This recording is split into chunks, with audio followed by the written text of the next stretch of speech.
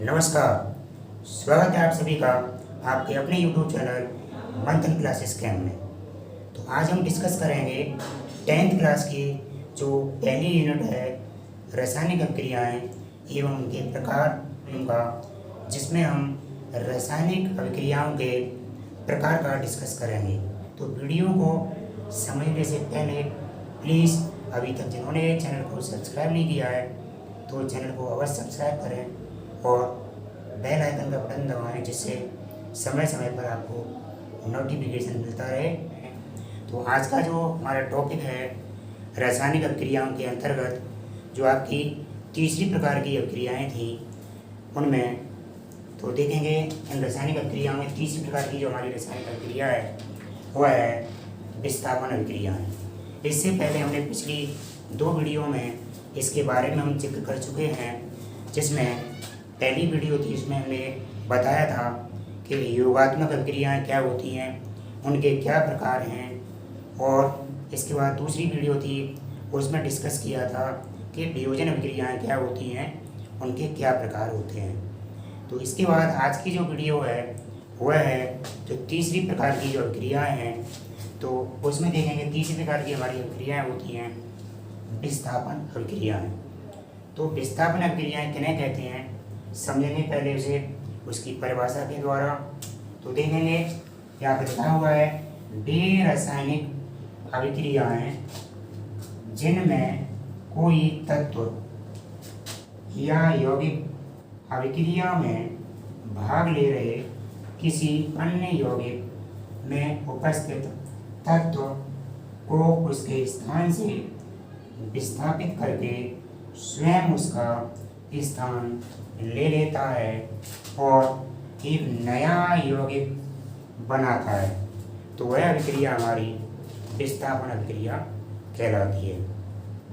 एक बात समझेंगे कि हम यहाँ पे मैं आपको एक एग्जाम्पल से समझाता हूँ पहले, तभी आपके ये सारे एग्जाम्पल समझ में आएंगे। सपोज दैट एक रिएक्शन है जिसमें A प्लस B दो हमारे अभिकारक हैं और ये कोई X और Y ये कोई अभिकारक बना रहे हैं, लेकिन XY से हम इसको XY से जोड़ रहे हैं। या मान लो इसमें कोई एक ही हमारा अभिकारक है, सपोज दैट A अभिकारक है, वह हमारा क्या कर रहा है, ये XY से अभिक्रिया कर रहा है। तो अब इसमें क्या होगा कि ये हमारा अभिकारक जब इस यौगिक से मिलेगा तो किसी वजह से ये क्या करे, इस X को यहाँ से हटा दे और इसकी जगह खुद ले ले। तो हमारा क्या अभिक्रिया होगी, यहाँ पे बन जाएगा AY प्लस X। तो इस A ने X को क्या किया, रिप्लेस कर दिया और हमारा नया कंपाउंड क्या बना, AY। तो ये अभिक्रिया हमारी क्या हुई, प्रतिस्थापन अभिक्रिया हुई। तो देखते हैं एक बार फिर परिभाषा के द्वारा आपको समझ में आ जाएगा कि प्रतिस्थापन अभिक्रिया क्या होती है। तो देखेंगे वे रासायनिक अभिक्रिया हैं जिनमें कोई तत्व या यौगिक अभिक्रिया में भाग ले रहे किसी अन्य यौगिक में उपस्थित तत्व को उसके स्थान से प्रतिस्थापित करके उसके स्थान को खुद ले लेता है और एक नया कंपाउंड बनाता है, उसे हम प्रतिस्थापन अभिक्रिया या रिप्लेसमेंट रिएक्शन कहेंगे। ठीक है, तो आज देखते हैं आगे इस अभिक्रिया के कुछ एग्जाम्पल हैं। तो देखें पहली अभिक्रिया हमारी क्या है, इसको एग्जाम्पल से समझेंगे। यहाँ पे जिंक जो मेटल है वो है फेरस सल्फेट के विलयन में इसे हम मिलाएंगे। तो फेरस सल्फेट के विलयन में ये जो आयरन है, आयरन को ये जिंक प्रतिस्थापित कर देता है और हमारा जिंक सल्फेट बनाता है और ये हमारा Fe है वो अलग विस्थापित हो जाता है। तो अतः हमारा जिंक यहाँ पे क्या कर रहा है, आयरन को प्रतिस्थापित कर रहा है, इसलिए हमारी अभिक्रिया। अतः यहाँ पे इस अभिक्रिया में हम देखेंगे तो जिंक क्या कर रहा है, ये फेरस सल्फेट से जो Fe है, आयरन है, उसे प्रतिस्थापित करके उसका स्थान खुद उसने ले लिया है और Fe को बिल्कुल अलग कर दिया है। यहाँ पे जिंक सल्फेट का निर्माण हुआ है, तो अतः यह प्रतिस्थापन अभिक्रिया है। इसके बाद देखेंगे हमारा यहाँ पे एक और एग्जाम्पल है, इसमें लेड यानी जो इसे हम सीसा कहते हैं, तो लेड क्यूप्रिक क्लोराइड के साथ क्रिया कर रहा है और यहाँ पर लेड क्लोराइड का निर्माण हो रहा है और यहाँ पे कॉपर को उसने प्रतिस्थापित कर दिया है, किसने? लेड ने। एक और अन्य एग्जाम्पल में देखें, यहाँ पे एल्यूमिनियम है, वह MnO2 में से Mn को प्रतिस्थापित करके और यहाँ पे उसने एल्यूमिनियम ऑक्साइड बनाया है और मैंगनीज है, मैंगनीज को अलग प्रतिस्थापित कर दिया है। तो ये हमारा एग्जाम्पल किसका है? ये भी प्रतिस्थापन अभिक्रिया का एग्जाम्पल है। अभी और आगे समझेंगे कि प्रतिस्थापन अभिक्रियाएं, ये इतने सारे एग्जाम्पल दिए, तो ये होती किस प्रकार से हैं। तो देखेंगे प्रतिस्थापन अभिक्रियाएं जितनी भी हैं, मोस्टली जो हमारी मेटल्स होती हैं, धातुओं में ज़्यादा पाई जाती हैं। यानी हमने विद्युत रासायनिक थ्योरी या मेटल्स की रिएक्टिविटी सीरीज आपने पढ़ी होगी, तो उसमें विभिन्न धातुओं को उनके जो सक्रियता है, रिएक्टिविटी है, उसके घटते हुए क्रम में रखा गया है। जैसे सबसे ऊपर है हमारी लिथियम है, फिर पोटेशियम है, Ba है। तो इस तरह से यहाँ पे देखें समझेंगे, जैसे रिएक्टिविटी सीरीज क्या है। सबसे पहले जैसे Li के Ba Sr Ca Na, तो इस तरह से हमारी रिएक्टिविटी सीरीज में लगभग 22 मेटल्स रखी हुई हैं। तो 22 मेटल्स यानी कुछ मेटल्स हैं हाइड्रोजन से ऊपर रखी हुई हैं और कुछ मेटल्स को हाइड्रोजन के नीचे रखा है। तो हाइड्रोजन से नीचे जो मेटल हैं वह हमारी मेटल कौन कौन सी हैं? एक तो हमारी है सी है, कॉपर है, उसके बाद हमारा सिल्वर है, उसके बाद है हमारा जैसे मरकरी है, उसके बाद है प्लेटिनम भी है और गोल्ड है। तो ये हमारी 5 जो मेटल्स हैं वो हाइड्रोजन के नीचे रखी हुई हैं, यानी इनकी रिएक्टिविटी बहुत कम होती है। तो ये जो धातु हैं इनमें अधिक क्रियाशील है, वह कम क्रियाशील धातु को प्रतिस्थापित कर देती है। तो अक्सर जितनी भी हमारी मेटल्स हैं वह अम्लों से क्रिया करती हैं, तो अम्लों से क्रिया करके हुए प्रतिस्थापन क्रियाएं देती हैं। जैसे मैं एक एग्जाम्पल की बात करूँ यहाँ पर, जैसे सपोज दैट यहाँ पे मैग्नीशियम है, मैग्नीशियम की क्रिया में सल्फ्यूरिक एसिड से कराऊँ H2SO4, तो यहाँ पे क्या हुआ, जो मैग्नीशियम है ये हाइड्रोजन को प्रतिस्थापित करके क्या बनाएगी, MgSO4 और प्लस यहाँ से हमारी हाइड्रोजन है वो अलग प्रतिस्थापित हो जाएगी। तो ये हमारा किसका एग्जाम्पल है? ये प्रतिस्थापन अभिक्रिया का एग्जाम्पल है। दो ही विस्थापन अभिक्रियाएं, डबल डिस्प्लेसमेंट रिएक्शन। तो देखेंगे डबल डिस्प्लेसमेंट रिएक्शन क्या होती है। तो यहाँ पे इसकी डेफिनेशन देखेंगे, तो यहाँ पे परिभाषित किया गया है। तो वे रासायनिक अभिक्रियाएं हैं जिनमें अभिकारी पदार्थों के अणुओं में से दो भिन्न भिन्न आयन अथवा परमाणुओं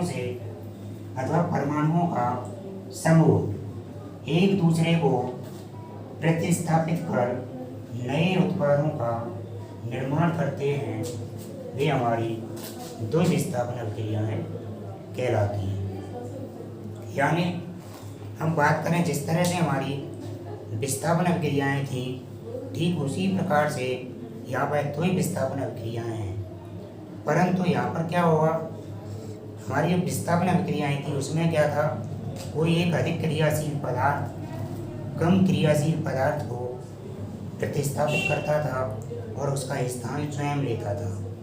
लेकिन यहाँ पे क्या होगा, इस अभिक्रिया में कोई भी दो आयनिक पदार्थ होंगे वह भाग लेंगे और उसमें उन दोनों ही पदार्थों के आयनों का विभाजन होगा और फिर वे एक दूसरे के आयनों में एक्सचेंज कर लेंगे, यानी एक पदार्थ का आयन दूसरे पदार्थ के आयन को प्रतिस्थापित करेगा और दूसरे पदार्थ का आयन पहले पदार्थ के आयन को प्रतिस्थापित करके नए नए यौगिक बनाएंगे।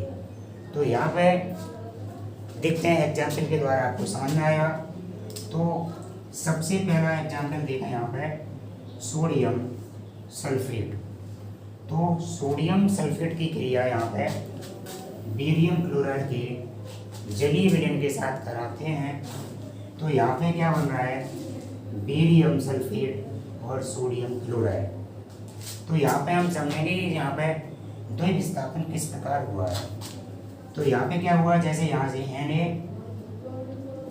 Na सोडियम ने क्या किया, यहाँ पर जो बेरियम क्लोराइड है, तो बेरियम क्लोराइड में से इस Ba को क्या किया, यहाँ पे इसे प्रतिस्थापित कर दिया है। तो यहाँ पे Ba ने सोडियम को क्या किया, प्रतिस्थापित। तो यहाँ पर ये सोडियम यहाँ से हट गया है यहाँ, और यहाँ से क्या हटा Ba। तो ये दोनों ही इंटरचेंज हुए, यानी Na था वह Cl के साथ जुड़ गया है और उसने NaCl बनाया। और इसी प्रकार हम यहाँ की बात करें तो BaCl2 में से बेरियम ने Na को प्रतिस्थापित किया है, यहाँ बेरियम सल्फेट बना है। तो यहाँ पे Na और Ba क्या किया, इन्होंने एक दूसरे का स्थान ग्रहण कर लिया है, यानी यहाँ पे दो बार प्रतिस्थापन हुआ है। एक तो यहाँ से प्रतिस्थापन हुआ और एक यहाँ से। तो इस प्रकार इस अभिक्रिया को हम क्या कहेंगे, द्वि विस्थापन अभिक्रिया कहेंगे। एक अन्य एग्जाम्पल में देखें तो हमारा नेक्स्ट एग्जाम्पल क्या है, लेड नाइट्रेट। इसकी क्रिया करा रहे हैं पोटेशियम आयोडाइड के जलीय विलयन से। तो जब हमारा लेड नाइट्रेट और पोटेशियम आयोडाइड आपस में क्रिया करते हैं तो यहाँ पे हमारा क्या बनेगा, लेड आयोडाइड और पोटेशियम नाइट्रेट। तो यहाँ पे भी सेम बात करें तो यहाँ पे लेड और पोटेशियम इन दोनों ही आयनों में क्या हुआ है, एक्सचेंज हुए, यानी प्रतिस्थापित हुए हैं। यानी लेड का स्थान किसने लिया है, पोटेशियम ने, और पोटेशियम का स्थान लिया है लेड ने। तो यहाँ पर भी इनमें क्या हुआ, द्वि विस्थापन हुआ है और हमारा ये लेड आयोडाइड और पोटेशियम नाइट्रेट का आंसर हुआ। इसके बाद एक थर्ड एग्जाम्पल में देखें तो थर्ड एग्जाम्पल में देखते हैं यहाँ पे क्या हुआ है, यहाँ पे है सिल्वर नाइट्रेट और सोडियम क्लोराइड। यहाँ पे क्या है, सिल्वर नाइट्रेट का जलीय विलयन, यहाँ पे सोडियम क्लोराइड का जलीय विलयन। इन दोनों को आपस में हम मिलाएंगे तो यहाँ पे सिल्वर क्लोराइड का एक अवच्छेद, यहाँ पे क्या बन रहा है, अवच्छेद बनेगा। जैसा मैंने आपको शुरू में जब ये चैप्टर शुरू किया था तो उसमें इंट्रोडक्शन जो हमने इस चैप्टर का इंट्रोडक्शन के ऊपर एक वीडियो बनाया है, तो उस वीडियो में आप देखेंगे, यानी वॉल्यूम फर्स्ट में, तो हमने वहाँ पर इस एरो का मतलब और जो ऊपर वाले एरो होते हैं उन दोनों के बारे में डिस्कस किया था। तो ये एरो क्या शो कर रहा है, यहाँ पे एक अवच्छेद बन रहा है, प्रेसिपिटेट बन रहा है। और इसके अलावा इसमें नया एक और उत्पाद बन रहा है, वह है सोडियम नाइट्रेट। तो इस अभिक्रिया में भी क्या हुआ है, द्वि विस्थापन हुआ है। तो द्वि विस्थापन किस तरह से हुआ है समझेंगे। यहाँ पे क्या हुआ, यहाँ सिल्वर और सोडियम दोनों में देखें तो यहाँ पे Na की जगह पे तो सिल्वर ने स्थान ग्रहण कर लिया, इसलिए यहाँ पे क्या बना है, AgCl। और Na यहाँ पे यहाँ से इधर आ गया तो क्या बना, NaNO3 सोडियम नाइट्रेट।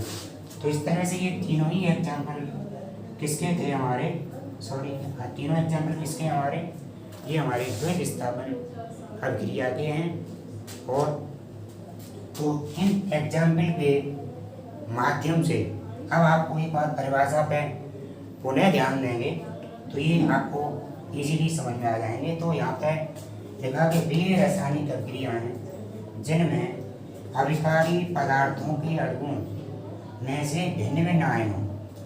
तो यहाँ पे मान लो हम किसी अभिक्रिया को देखें तो यहाँ पे ये आयन है, यहाँ पे ये नेगेटिव, ये नेगेटिव। तो ये आयनों के मध्य ये अलग भिन्न, ये अलग आयन है, ये अलग आयन है। तो ये दोनों ही आयन क्या कर रहे हैं, आपस में चेंज हो रहे हैं और एक नया पदार्थ बना रहे हैं। तो ये हमारी द्वि विस्थापन क्रिया कहलाएगी। तो हमारी इस तरह से ही आपकी वीडियो पसंद आ गई होगी।